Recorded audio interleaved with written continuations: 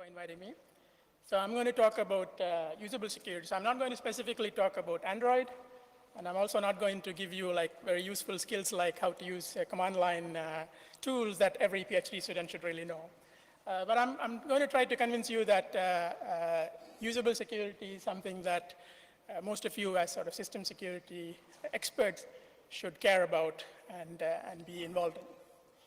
So the way I'm going to do this is, well, first I'll put up, try to tell you something about the conventional wisdom. So maybe 15 years ago, people would have, the conventional wisdom is that security and usability are, essentially it's a contradiction in terms. So if you want to make something usable, it has to be necessarily less secure. And if you want to make something secure, then of course you have to pay the price of pain. Fortunately, this is no longer the case. As you saw yesterday already, that there are people doing PhDs in usable security. There are conferences that specialize in usable security. And there is even a school of thought that says if you have a system that is lacking in usability or security, the underlying cause is probably because it was badly designed. And it's not that it's a trade-off, it's that there's a fundamental problem. So what I'm going to do is first try to sort of give you an idea of why one should worry about usability. So we already touched on this yesterday, that if you have a system that is perceived to be hard to use, then ultimately, if you have a security system that's perceived to be hard to use, ultimately it's going to compromise the security itself. And a good example is password policies. Right? So in my university, you are forced to change your password every 6 months. And there are rules about how to choose your password, and this is intended to make the system more secure by convincing people to choose stronger passwords.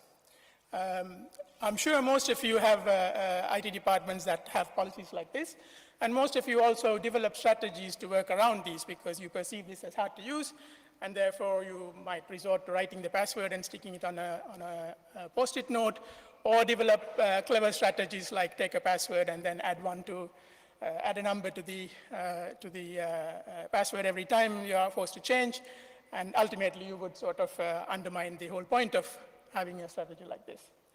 And in this day and age, if the value of a company is measured by the number of subscribers the company has or the service has, if you have two alternative offerings, like two alternative email services, one is perceived to be hard to use and the other one not, it's possible that more people will start to use the one that's perceived to be easier to use, right? And that might compromise the viability of the service or the company itself.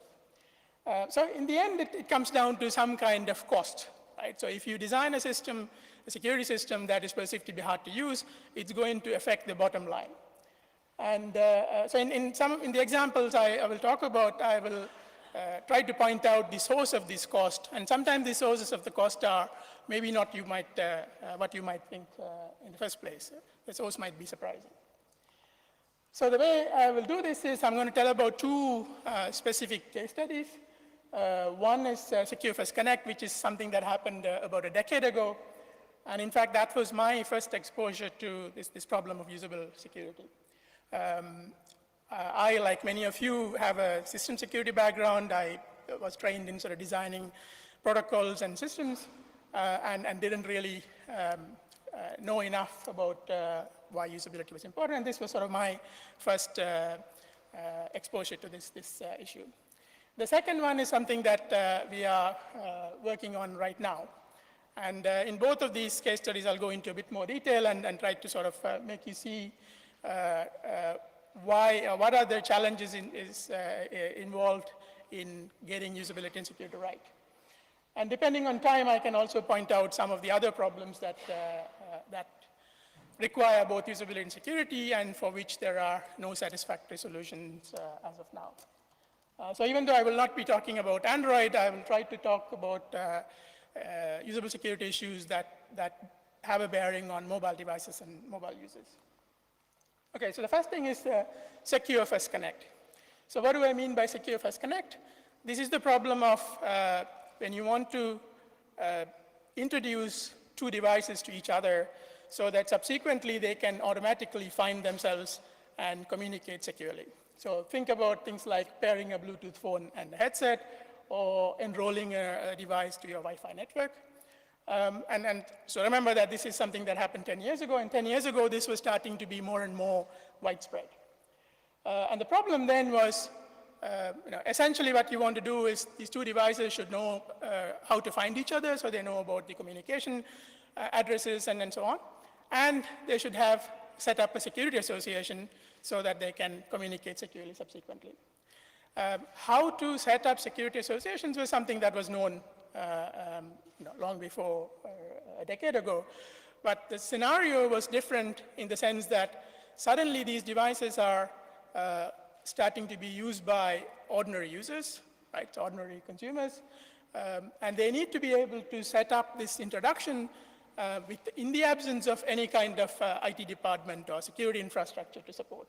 So ordinary non-expert users like little kids or grandparents or whatever have to be able to do this, but these are also devices that are cost-sensitive commodity devices, so headsets that might cost like 20 euros. So the solution to this problem of how to make this introduction easy and secure shouldn't actually involve significant cost. So again, to kind of give you a backdrop of what things were like then, the existing mechanisms for introducing two devices for the first time were not very intuitive. On the left side, you see the screen that you would have seen if you were trying to set up a Wi-Fi network in Windows XP. On the right side, you see what you would have seen if you were trying to pair a Bluetooth device, a Bluetooth say, headset with a phone a decade ago. So first of all, you would try to find your headset or your phone from among many other phones. And some of them might have very generic names like computer, or 10 years ago it would have been, you would start the pairing process and you would find 10 devices called Nokia N95. And you have to pick your Nokia N95. Nokia solved that problem now, but you no longer find 10 Nokia N95s, but the problem is still the same. You might find 10 devices with the same default name. And then once you have figured out which device you want to pair with, you might be prompted with something like this, like asking for a passcode. I remember that one of the HCI researchers who were working with us at that time did some interviews with consumers and found out that many people, when they were prompted with a prompt like this, provide a passcode, they actually provided their ATM passcode because that was the only passcode that they knew about. So clearly this was something that ordinary users were finding it difficult to deal with. These schemes were also not very secure. So Bluetooth security was designed in the late 90s. In the late 90s, it was thought that devices that would run Bluetooth wouldn't be able to have sufficient processing power, so they chose protocols, or they made design choices involving, say, symmetric key agreement protocols. And that was okay for the original users that they thought Bluetooth would be used for. Bluetooth was essentially conceived as a cable replacement system. So in the early 2000s, academics started publishing papers about how to break Bluetooth, and there were other papers about how to break Wi-Fi web security. So here was a system that was sort of widely deployed, which was perceived to be hard to use, and they were also not very secure. The fact that they were not secure wasn't enough to motivate companies to try to do something about this. So we'll see why there was this big effort in trying to redesign these protocols. But the situation was that you had these systems that were not secure, not easy to use. There are two kinds of sort of resulting actions from this. The first was that people tried to take these systems and try to make it easy to use by, in naive ways. So this is a headline from about 12 years ago when camera phones were becoming popular. And this news item refers to a set-top box that you could attach to your big screen TV. And the idea was that your camera phone will talk to the set-top box so that these nice pictures that you took on your camera phone, you'll be able to watch them on this big TV. So the communication mechanisms of Bluetooth, in order to make this secure, they required Bluetooth pairing, but Bluetooth pairing was too difficult for people to set up. So this set-top box manufacturer decided to have default passwords that were 4 zeros. And you can imagine that this was kind of a bomb waiting to go off. So somebody found out that they turned their TV on, then they started seeing pictures that were not theirs, but was from their neighbor's phone. And it ended up in the headlines. So this was like trying to make a system that was harder to use, easier to use by doing a kind of naive patch approach. The reverse was also true. So there was a system that was intended as a cable replacement, but people, of course, as we know from any technology, people use it for all kinds of purposes than it was originally intended. So this is a manual page from a product called the car kit. A car kit is essentially a GSM phone that's a car accessory. It's a full-fledged GSM phone, except that it doesn't have a SIM card. And the idea of a car kit is that you walk into a car with your phone, and while you're driving, you'll be able to use the car peripherals, the speakers and car controls and so on, so that you can have sort of hands-free driving, safe driving. And so in order to do that, in order to receive calls on your behalf or make calls on your behalf, the car phone, which doesn't have a SIM, needs to get the SIM session keys from your phone. Right? And then there was a profile defined in Bluetooth called the SIM access profile that allows you to do this. You can, one Bluetooth device can connect to a Bluetooth phone and ask for the keys. So this is, of course, something that requires, that's a lot more valuable than cable replacement, right? So if, if your Bluetooth device can get the keys from my phone, you're going to be making calls that I will be responsible for ultimately. So the designers realized this and thought that this has to be made more secure, and then, of course, tried a naive approach to make it more secure by requiring that you should enter a 16-character passcode, not a 4-digit passcode, but a 16-character passcode, and you can't really read this properly, but it also says you have to do this within 30 seconds. So it sounds like the cartoon that we saw at the beginning is really true, that if you want to make something more secure, it has to be necessarily more painful, and vice versa. And the cost was that, imagine that a grandmother buys a Bluetooth headset and tries to pair it with a phone, runs into these difficulties like passcode and so on. She would call the customer service. And similarly, say you buy Windows and you try to set up a Wi-Fi network and you run into difficulties, you call customer service. And these are commodity devices where one customer service call could actually wipe out the profit that the software producer or the device manufacturer made in selling you their product. So this was the thing that motivated many companies and many standards organizations around about 2005 to try to fix this problem of Bluetooth pairing and Wi-Fi setup and in many other standardization bodies. So this sort of triggered a wave of activity, not only in industry and standards bodies, but also in academics. So many people, including, I think, Rene had done a whole bunch of work on trying to make this first introduction process more secure and easier to use. So what was the problem? Essentially, there were two problems to solve. First is this picking your Nokia N95 or your iPhone 6 from among a bunch of devices with the same name that you might see. So that's the peer discovery problem. That's not a security problem, but that's a problem that has to be solved. And the second one is, how do they set up the necessary security association so that they can talk securely the next time they encounter each other? And that, as you would know from your Security 101, is authenticated key establishment.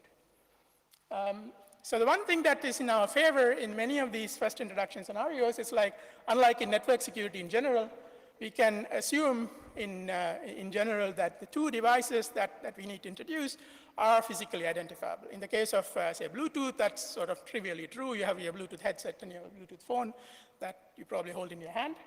Even in other cases, like even if it's a Wi-Fi network, you might be able to architect in such a way that there is a network controller that's in your PC that's responsible for your home network, and then when you want to introduce a device, you have to do some kind of interaction between this controller and the new device. So that's something that could be exploited to make this process, to find a solution that's both easy to use and secure. So we'll focus on this key establishment part. So key establishment, now if you think about classification of different key establishment methods, you can either do key transport via some kind of out-of-band channel, or you can run a key agreement protocol. And the key agreement protocol can be based on asymmetric crypto like Diffie-Hellman, or it can be a symmetric crypto-based protocol where you exchange some, some salts or some nonces, hope that nobody's listening while you are exchanging them, and agree on a common key that you can use afterwards when these two devices meet again. So the existing schemes at that time, the original Bluetooth pairing protocol and the original web protocols, they fell into this category where they were symmetric key-based key agreement protocols, and they were authenticated key agreements so that you can actually see not only do you agree on a key between two devices, but each device has some confidence that the other device is really the device that the user intends to introduce and not some man in the middle that's happened to be nearby. So they've authenticated key agreement protocols, except that this authentication was based on short keys. This was because it's a human. Remember that there was no security infrastructure, there is no IT support, so it's a human user who has to facilitate this authentication, and humans cannot deal with 160-bit hash in real time. So you have to assume that the human user has the bandwidth for something like 4 to 7 digits or characters that can be used to authenticate the key agreement protocol. So the goal or the wish was that from this scenario, these schemes that were being designed should end up somewhere here, that they should use asymmetric crypto protocols so that they're not vulnerable to passive attacks as before. And if possible, also try to make the key agreement authenticated. Okay, so how would we authenticate a key agreement? Intuitively, it seems like if you want to authenticate a key agreement over an insecure channel like Wi-Fi or Bluetooth, you necessarily need some other channel via which you can exchange some information. This is not strictly true, and we'll come to that at the end. But I suppose you can sort of intuitively believe this for the time being, that if you want to secure a Bluetooth channel, you can't rely only on the Bluetooth channel. You have to have some other channel. So what are the possibilities for this other channel? One possibility is to just use the user who happens to be able to identify these two devices. Or you can make use of some other out-of-band channel like NFC or infrared, or the literature is full of all kinds of out-of-band channels that people have thought of, audio, using the human body, and so on. So we're going to focus on this user-assisted auxiliary channel. So essentially what we want to do is two devices, A and B, that the user intends to introduce to each other, and they do a key agreement. Key agreement can be boiled down to exchanging public keys. If you can exchange public keys, they have agreed on a key. That happens over some insecure channel like Bluetooth or Wi-Fi. The problem is, of course, that A doesn't know that the keys that it exchanged, that the entity that it exchanged keys with is really the entity, the device B that the user had in mind, and not some man in the middle. Right? So this is the problem that we want to solve by authenticating this key agreement. So there has to be some kind of authentication protocol or authentication phase that can involve some signaling via the same insecure channel, but in addition to that, it has to involve interaction with the user. Right? So these purple dotted lines are either showing something to the user or asking the user to provide some information. So this is the kind of general model, except that there are some constraints. So these purple channels that involve input to output from the user, they are necessarily of low bandwidth because of what we discussed earlier, right? Users cannot deal with more than 6 or 7 objects in short-term memory at a time. So they have to be, we have to make do with design protocols that can be secure with this restriction. And there are other restrictions as well. So if you want to do output, you have to have an output device. If you want information from the user, you have to have some input mechanism. But essentially, kind of this is the pattern. So if you want to use the user as the secure channel, there are 2 ways of doing that. One is to do the key agreement, compute some kind of checksum that represents the key agreement, and then ask the user if these checksums that these 2 devices see happen to be the same. The other one is the sort of more traditional method, is to say, use some kind of short, some kind of secret passkey that the user arranges for both devices to learn, and they can use the secret passkey to authenticate the key agreement. But in both cases, we are necessarily limited by either a short checksum or a short secret passkey. And the security requirement is that in order to, even though we are using short keys or short codes, they should not be vulnerable to an attacker who can bring in whatever computational power they have, either by doing some pre-processing or doing some post-processing. So this was the kind of attacks that were mounted against, say, Bluetooth and web at that time, that you record the messages that were exchanged between the two devices, and then you use your computation power to break the key agreement. So we don't want that. We want standard security against those, against this kind of offline attacks. And then again, this sort of active man in the middle, we want good enough security. And we'll come to later see what good enough would mean in this sense. Okay, so as a kind of first attempt, you might think of something like the following, right? So you have two devices, they exchange public keys.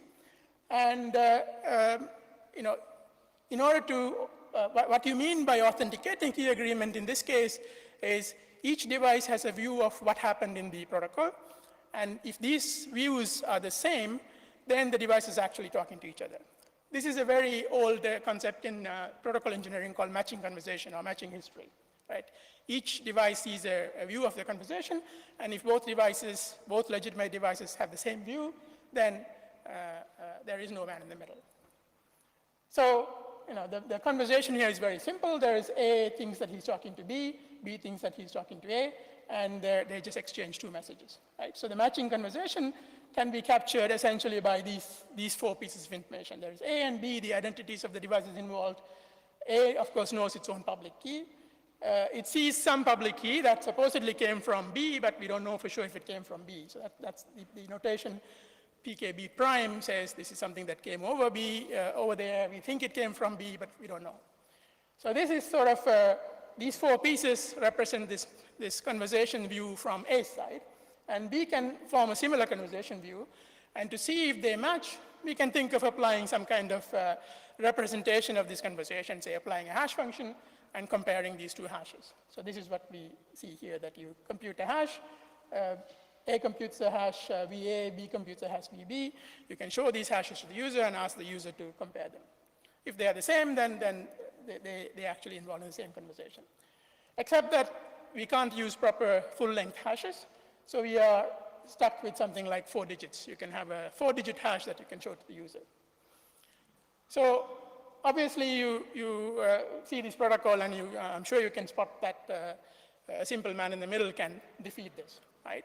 So I'm not going to ask you how it is, but I'm sure you can all figure out. So essentially, A and B are running this protocol. There's a man in the middle, C, and the man in the middle intercepts A's message, which is the A's public key, prevents B from getting that, and sends its own public key, PKC1, to B. Right? At this point, B can compute this, its view of the conversation, and it can send its public key to C. It thinks it's sending it to B, but to A, but it's really sending it to C. So now C can also compute the same hash that B would compute. And in order to win this game, so winning here means that C has to convince A and B to compute the same hash so that the user would see the same hash and say yes. So in order to win this game, what all C has to do is to find some other public key, PKC2, such that the corresponding hash of AB, PKA, and PKC2 will match this hash that B would have computed, right?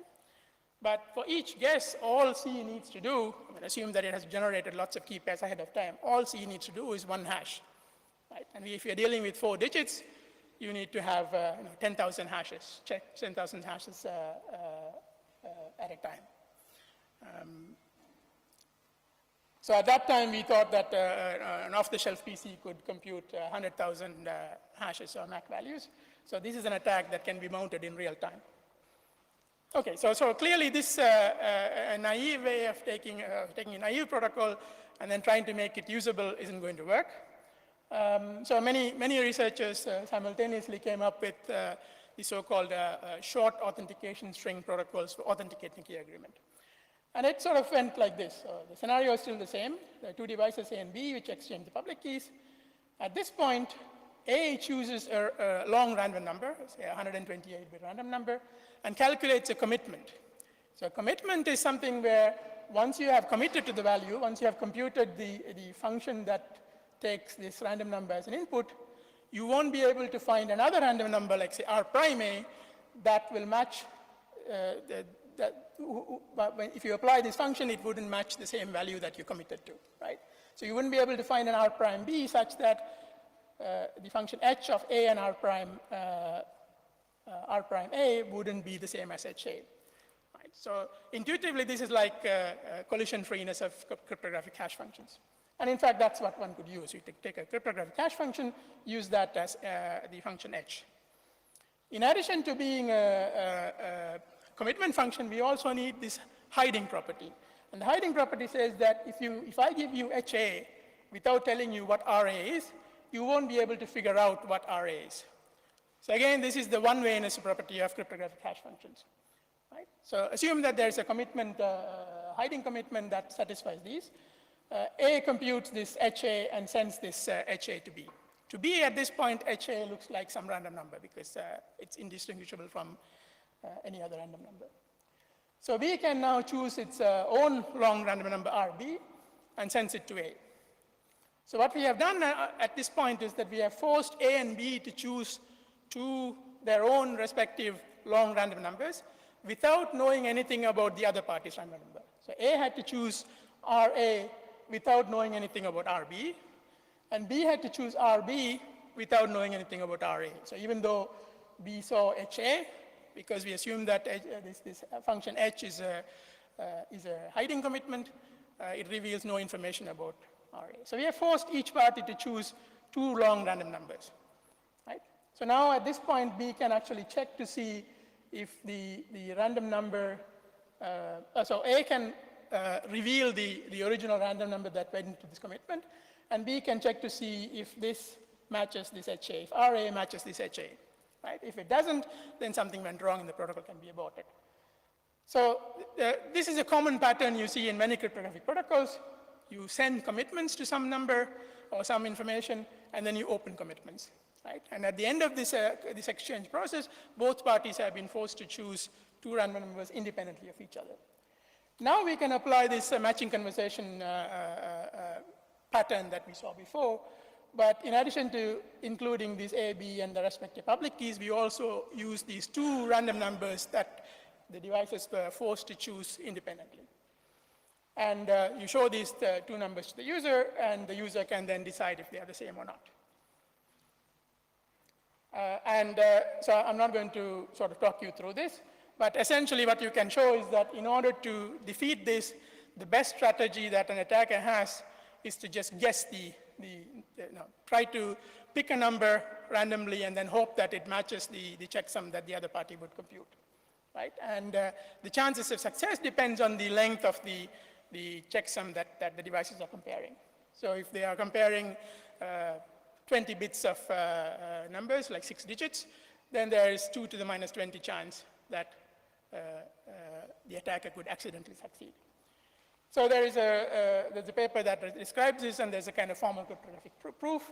And this is one of the protocols that eventually ended up in standards like Bluetooth pairing.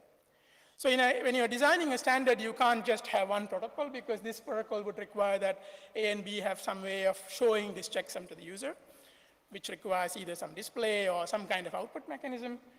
So a standard would specify many different ways so that you can actually deploy this on all possible devices. Many of these standards also have a traditional authenticated key agreement protocol where authentication makes use of a short passkey. So I'm not going to go through this, but suffice to say that it follows the same kind of pattern. You send commitments and you open commitments. And it's done in such a way that as long as the key that you use is one time, that you don't reuse the key, you can show that the best strategy that an attacker has is just pick some values and hope that he's lucky. And the same level of security is the same as before, that if you try 10,000 times, you could succeed once, and that is what we define as good enough for this scenario. So what we have done now is, if you look at this kind of classification that we had before, we have now asymmetric key agreement protocol, which is authenticated, and the authentication is done either by integrity checking, by comparing two checksums, or by a shared secret. And like I said, in a standardization, you have to have more complete coverage. So the actual standards that ended up is sort of illustrated like this. So some of these, so the Bluetooth logo refers to what ended up in Bluetooth, and Wi-Fi protected setup refers to what ended up in Wi-Fi. And there was also a standardization body called wireless USB, which everybody would thought will catch on, but I haven't seen any wireless USB device in the last decade. So if you, if I show this in another form, you have the slides online. So another form, you can see that in every standard, multiple different methods were supported. So in Bluetooth, so you of course have to support unauthenticated deferment as well. So you might have devices that have neither input nor output. So none of these schemes would work, and all you can hope for is some kind of key agreement that is not authenticated. So all of them support these. In addition to that, they support some other mechanism that we talked about. All of them also support some kind of out-of-band channel. Everybody thought that NFC would become the most common way of solving this problem of Bluetooth pairing or enrolling your device on your Wi-Fi network. In the last decade, that hasn't really panned out. NFC is, even though it's widely available, there are many reasons why NFC cannot be this sort of magical silver bullet solution. But these things have been deployed widely. So if you pair the Bluetooth device with a Bluetooth laptop, the screens that you see where you're asked to compare two numbers is essentially using this protocol. So the message that I want you to take away from this is that this was motivated by trying to improve usability. But improving usability is not something that can be done by changing the UI or applying better HCI techniques. It actually required rethinking the protocols or rethinking the underlying schemes. And this is sort of what I want to tell you, that even though many of you are technical security people who design protocols and who implement systems, if you want to improve usability of a system as a whole, that cannot be done without your participation. As a kind of afterthought, so this is widely deployed. Did this really help? There's a whole bunch of work on people analyzing usability of these. I don't have time to go through this, but if you're interested, we can talk about it offline. I also wanted to sort of add that in the beginning I said that if you want to secure a channel, you necessarily need some other channel to be able to exchange authentication information. This is not strictly true. There is some subsequent research that says you can actually use the channel itself and exploit the physical properties of the channel to be able to authenticate key agreement that's done over that channel. My sort of feeling is that if and when this standardization is reopened, a scheme like this would win because it has all the benefits, right? It doesn't require any extra hardware because it's going to use the same channel. It is perfectly usable because it doesn't require anything from the user. It exploits the physical property of the channel. And if it can be made that it's economically viable and it is secure, then something like that would win. So that's the first story or first case study that I wanted to tell you about. And like I said, this sort of represents work that started something like around 2005 and ended about 2008, and now this is widely deployed. I want to take another example of something that we are doing recently, or have been doing recently, to illustrate the same problem of if you want to design a system that is both secure and usable, that there are subtle challenges that you have to overcome, and it cannot be done by either an HCI expert or a security expert alone. So this refers to a system called Zebra, and Zebra is done by some people from Dartmouth College in the US as part of a bigger health informatics project. And the problem they were trying to address is the problem of user de-authentication, right? So you have a user that logs into a tablet or a PC or whatever, and at some point the user decides to leave, and in order to ensure security, we need to make sure that nobody else can use the system while that user remains logged in, right? So we want to prevent unauthorized access to this terminal. The terminal can be a PC or some kind of workstation or tablet or whatever. And the threat that we are trying to protect against can be, in their paper, they call innocent or malicious. So an innocent threat is that somebody accidentally comes and starts using a PC that they think is still running their own session, except that somebody else has come in between and logged in and forgot to log out. Or it can be malicious. Somebody intentionally wants to log into a victim session and do actions on behalf of the victim.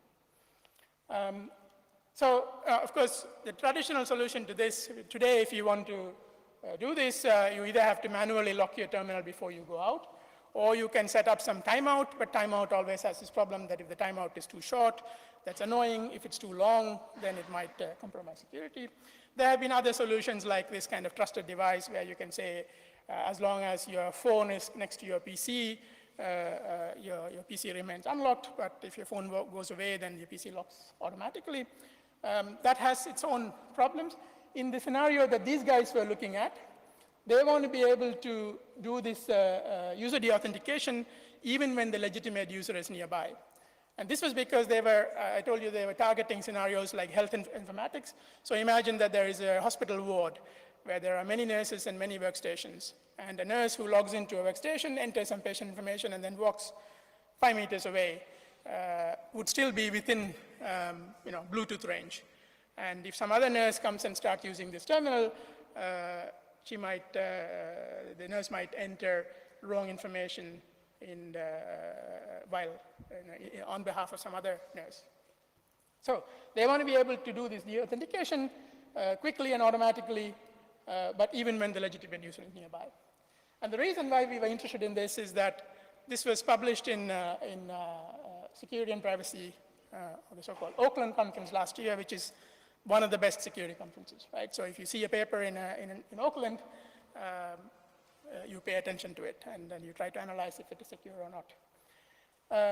So the Zebra idea itself is very simple and kind of seductively attractive, right? So they assume that every user has a wearable device, which they call a bracelet, and the wearable device has accelerometer and gyroscope. And the target device, which they call a terminal, is the one that you want to log into and use, right? So the user logs into it using some mechanism like passwords or whatever. Once the user logs in, the terminal knows the identity of the bracelet that corresponds to that user. So the terminal can connect to the bracelet of the user who just logged in. So from then onwards, the terminal so the user is logging in and then interacting with the terminal. The terminal has two sources of information that describes the same phenomenon of the user interacting with the terminal, right? So first of all, when the user interacts with the terminal can perceive that via the terminal peripherals. So it sees some keyboard activity, some mouse activity, and so on. But also this bracelet that the terminal can identify now can send information from its sensors. So it can say, this is what is perceived by the bracelet gyroscope and accelerometer. So there are two sources of information about the same phenomenon. And a simple check would be to see if it's the same user who is still at the terminal, then these two sources should match, right? So the terminal can simply compare these two sources of information. If it's the same person who logged in, who's still at the terminal, then these two things should match. Otherwise, if they are different, if the person has walked away, then the bracelet information from the legitimate user will be different from what you perceive from, what the terminal perceives from its peripherals. And this has many nice aspects, right? So it's very simple, and when something is simple, it can be implemented correctly and in a minimal implementation. There is nothing user-specific here, right? And we'll also see that all you monitor is how the user is interacting with the terminal, not what the user is doing. We don't care about biometrics or how the user is typing or what kind of typing patterns are there, just that the activities of the user correspond to or agree from these two streams.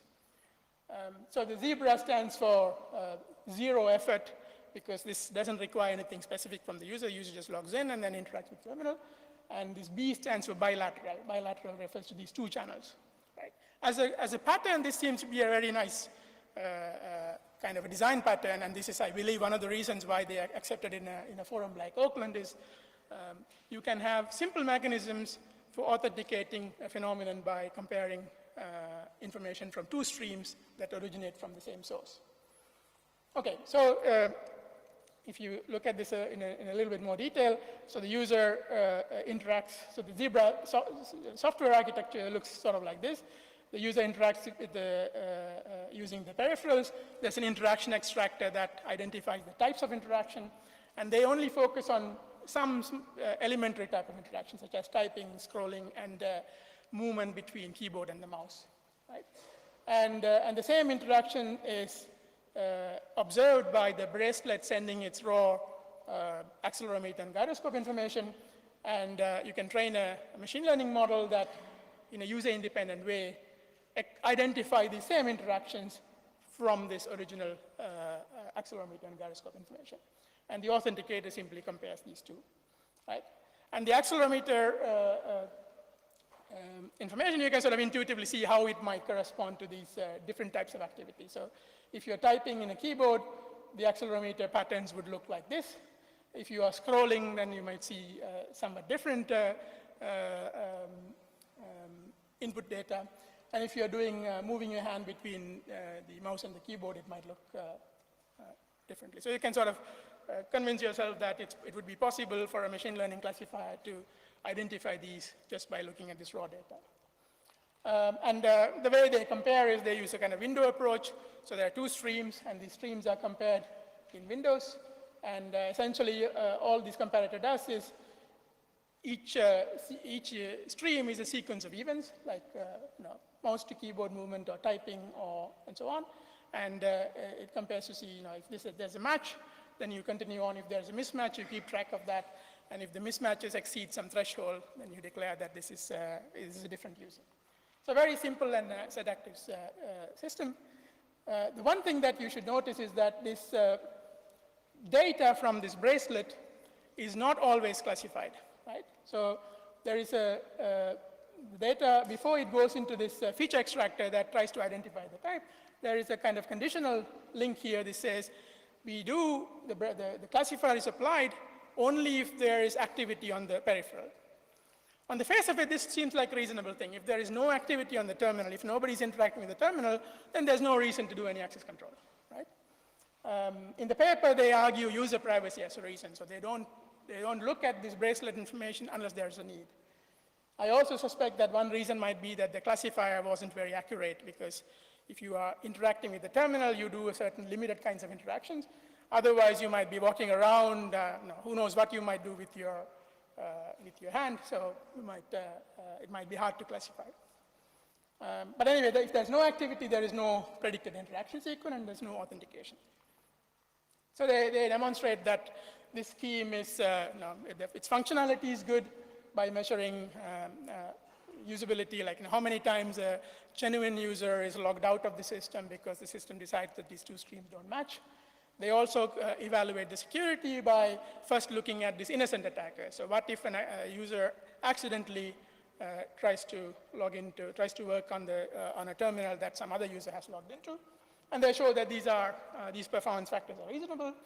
And then they have to model this kind of malicious user. So what if I want to go to a terminal that somebody else has logged into and interact in such a way that Zebra will not detect? This is a hard thing to do. So what they did in their case was they assumed that there is a victim who moved away and is interacting with some other device.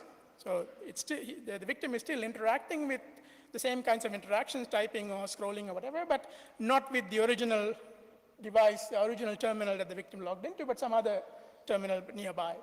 And the attacker is now able to watch what the victim is doing, and the goal of the attacker is to try to interact in the same way so that Zebra cannot tell the difference. So they did an experiment with 20 participants, and in their experiment, participant is the attacker. And of course, this is not a good thing to do, right? You don't want to underestimate the capabilities of the attacker. So they, of course, realized this, and to compensate for this, in the experiments, they say that the victim, which is actually the researchers who are doing this study, will verbally announce what they're going to do. So the victim would say, I'm now going to type.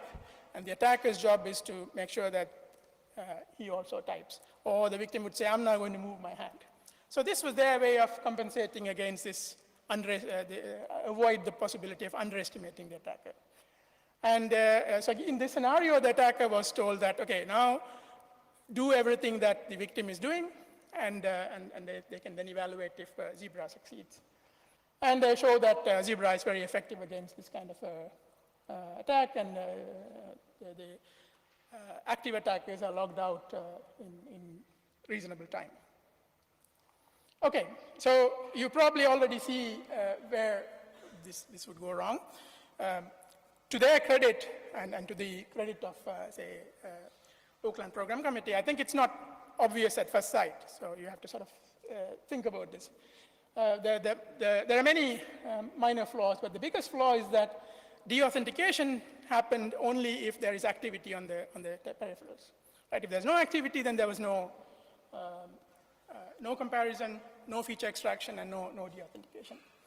So instead of modeling the attacker like they did, where the attacker was said, mimic everything that the genuine user is doing, you can imagine an opportunistic attacker who decides to interact with the terminal selectively, right? So the scenario is like, Rene has logged into this PC, then he has walked there, and he's doing something else with another PC. My job is to do things on behalf of Rene on his PC, but I'm not trying to mimic everything that he does. I will try to interact with the PC whenever I think I have a chance of getting away. Right?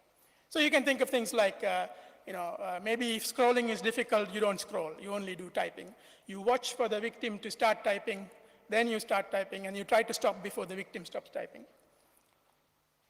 So you can model things like an attacker in different ways. What they did is what we call a naive all-activity attacker, where the attacker doesn't have any opportunistic strategy, just tries to mimic everything that the victim does and tries to mimic all activities.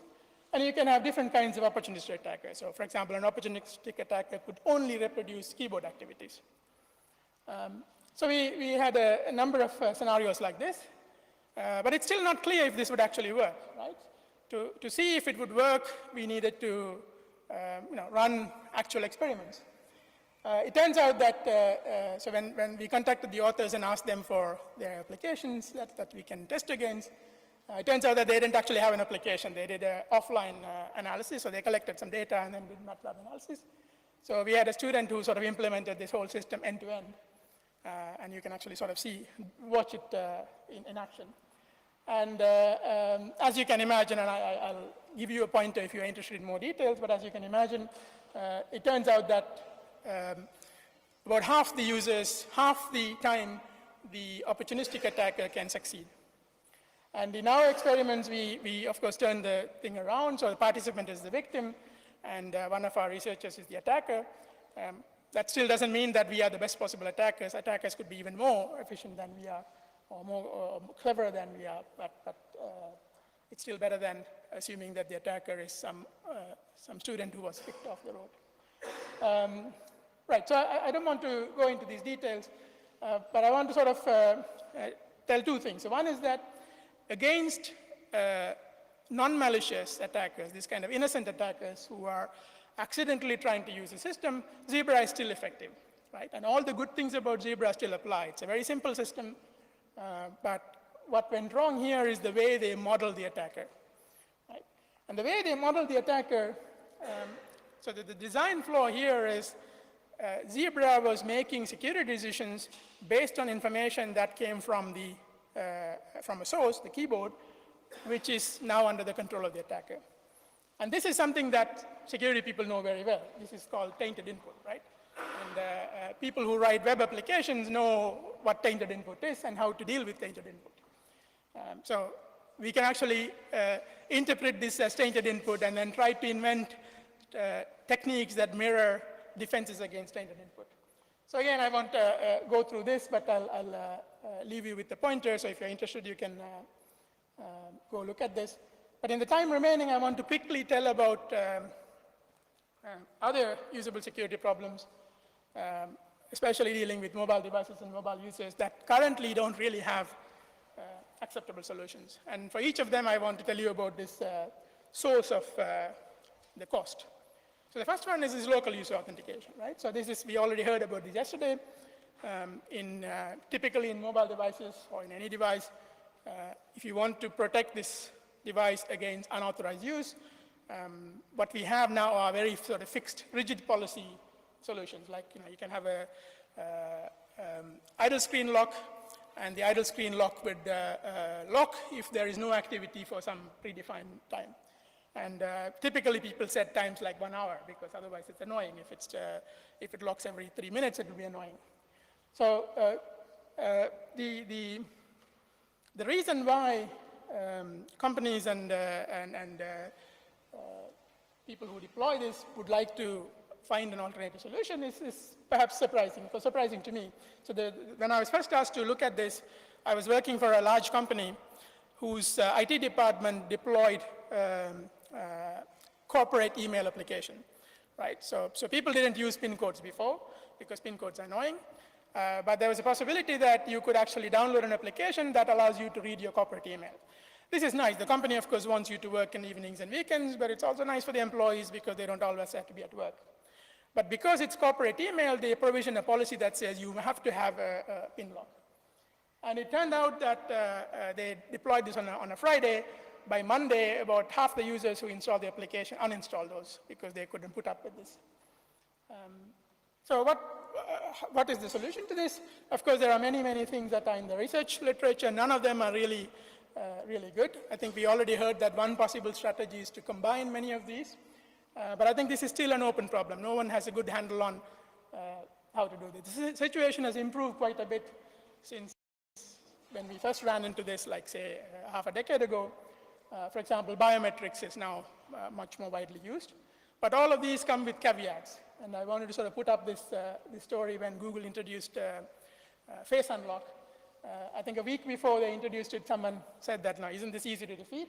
And Tim Bray, who's no longer with Google, but he's a sort of well-respected software engineer, said, well, he said what you read there. And exactly this is what happened a week later, that somebody could take a photo and show it to face unlock and unlock itself. So these trade-offs here are not easy to solve, and this is a hard problem of getting this local user authentication that is secure, cheap enough, but also easy to use. Second problem is captcha, right? I'm sure all of you have suffered with captcha. So when you want to create an account or something, it throws a captcha to you, and I now need reading glasses, and I fail half the captchas, even on a big screen. On a mobile device, this is just impossible, right? And again, the source of this, the captcha problem has to be solved. The source of this is kind of surprising why people want to solve this, is that, again, the group that asked me to look at it said, if you deploy a service and put a captcha as a condition, then 15% of the users in their system dropped off when given a captcha on a mobile device. And 15% is a big thing, right? Again, when the value of your company is measured by how many subscribers you have, you don't want to throw 15% of your value away. Whether captcha is solvable or not, that's a difficult question. There are services like Authenticate, where there's actually a nice web-based front end where you can provide captchas and they will get real people to solve it for you, right? So no kind of technical solution can defeat that. But the problem is real. If you want to deploy a service which doesn't allow any kind of check like this, then you will be inundated with fake accounts that are created by bots. So depending on the problem that you're trying to solve, you might be able to deal with, use other solutions than captchas. I'll not talk about this in more detail. But I just want to sort of remind you with this list that, so we saw Secure First Connect. Is it solved? I think it's solved to some extent. But we haven't really seen really valuable stuff being protected by security association that formed using this kind of device introduction. When you have medical devices and things like that talking Bluetooth in a wide scale, this may still be an open problem. Continuous user authentication, we talked about this also yesterday. an angle of that is local user interpretation. And then, so even though I'm not going to talk about Android, I think any of you who have worked with Android know that this permission granting to application is one such problem of balancing usability and security, right? So Google has been trying many different ways, and I think there is no silver bullet there either. So I want to, before I stop, so I want to sort of stop with a positive note. So it's not all doom and gloom. There have been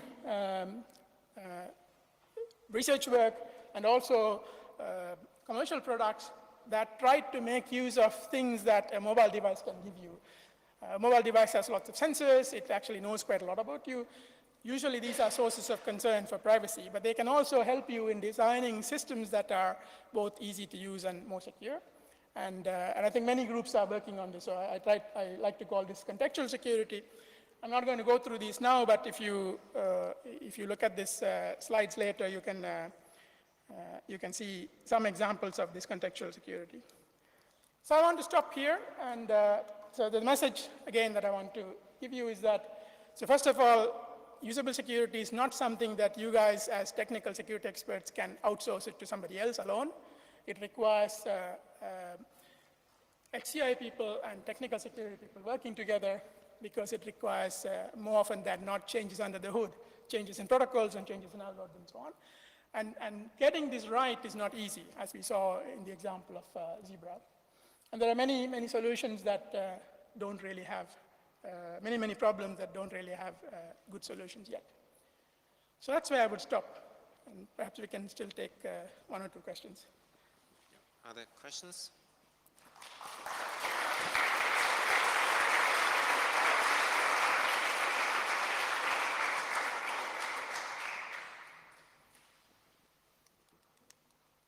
Or we can go to lunch. Okay. No, I'll start off with one question. If you do user authentication, continuous user authentication, and other more usable forms, you lose, for instance, the ability to transfer your password. So if I want to borrow my device to someone else, if it's a 4-digit PIN, that's easy to transfer. With all the more usable things, you lose some other aspects. Right. That's a good question. So, for example, in this hospital scenario, so many of these solutions, so it's not just, so what you're pointing out is not just the interaction between usability people and security people, but you also have to understand the context in which the solution is being deployed. So in this hospital scenario, some nurses had told a student of mine that they actually habitually leave a terminal logged in as a courtesy to the others, right? So, and that's an accepted practice in whatever scenario. Putting a solution like this will prevent this kind of customary practice in that domain, right? So any security solution will start with requirements, and this would be a requirement in that scenario. Thanks. De-authentication is something that we're very excited about as a research group. Would you say that de-authentication is harder or easier when we have multiple devices for each user? I don't know. So the fact that you have multiple devices can actually help, right? So that's one way to help with the authentication. The classic example for this kind of trusted device is, of course, you are incentivizing the thief to steal both of your devices rather than only one device. Yeah, other than that, I don't have a silver bullet answer for that either, but I could help or hamper in the long run. What do you think? Both sides, same thing. So it can help de-authenticating, like when you have a wristwatch and the phone walks away, then one of them should no longer be authenticated. But then the question pops up, which one? Right. And so again, this assumption. So there's a long, fairly old SourceForge project called Blue Proximity that some of you might know, where you can pair a phone with your Bluetooth or with your laptop, a Linux laptop, and it can do this kind of proximity-based authentication. And again, one of the usability experts told us that when she did a interview, it's actually men who like to use this, women don't take their phones with them when they go away, right? Women put their phones in their handbag and then leave it next to their PC. So I think it comes back to your question that you cannot, without knowing the scenario or requirements, you cannot assume that one solution works in all cases. Hannes. Did you look at Bluetooth Smart security and the pairing procedures there? Because my understanding was that at least with version 4 of the Bluetooth spec, they were again changed from what you presented early on? No, so this one is called Secure Simple Pairing. Yeah, for regular Bluetooth. Right, so this is from 2.1 onwards, I think. Yeah, but it changed then again at 4. Okay. Because then when Bluetooth Smart was introduced, Okay. which is completely different to regular Bluetooth. Okay, so did the underlying protocols change as well? Yeah. Or? Okay. No, I'm not. Okay, familiar you with did. those. The low power Bluetooth protocols seem to be problematic. We've looked into them a little bit. We didn't really break them, didn't go as far, but they are, yeah, Michael knows some more about that. They are problematic, again. But they didn't change the pairing mechanisms, no? Only for the low power version Okay. they did, yeah. Okay.